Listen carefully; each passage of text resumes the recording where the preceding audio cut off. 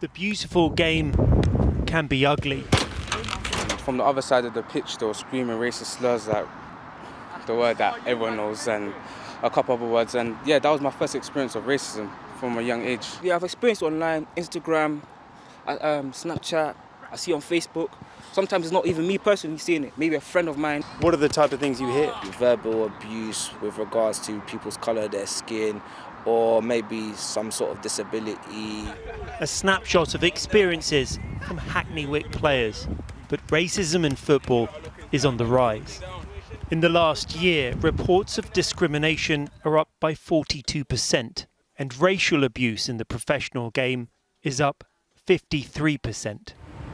At the home of English football, in the Wembley dressing room, we talked to the equality and inclusion charity Kick It Out. Even with our stats, you look at our stats, they're only a snapshot of what's going on out there. They're not the FA stats, they're not the Premier League stats, they're not, the fan group stats. So we're giving you a snapshot. Just imagine if we had everything, the police and unit stats. I think you'd be saying, when you're saying shocking, and you're actually going, I don't know if we can ever turn this around. The report won't tell you that there was a number of convictions this season for people who have racially abused players, which is a positive. Although they're horrible stories and although they're impactful stories, we need to keep telling them. We need to keep highlighting them. I want players to continue to highlight the abuse they receive on social media. I want them to put it out there.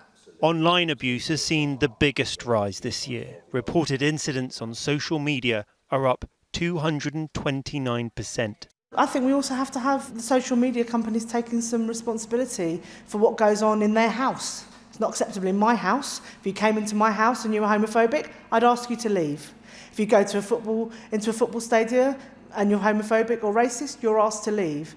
That doesn't happen on social media. And it's not about limiting free speech, because hate speech is not free speech. Actually, I have a challenge for everyone else, which is, what are you going to do?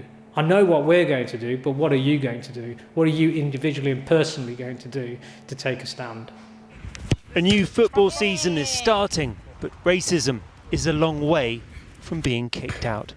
Rags Martel, ITV News.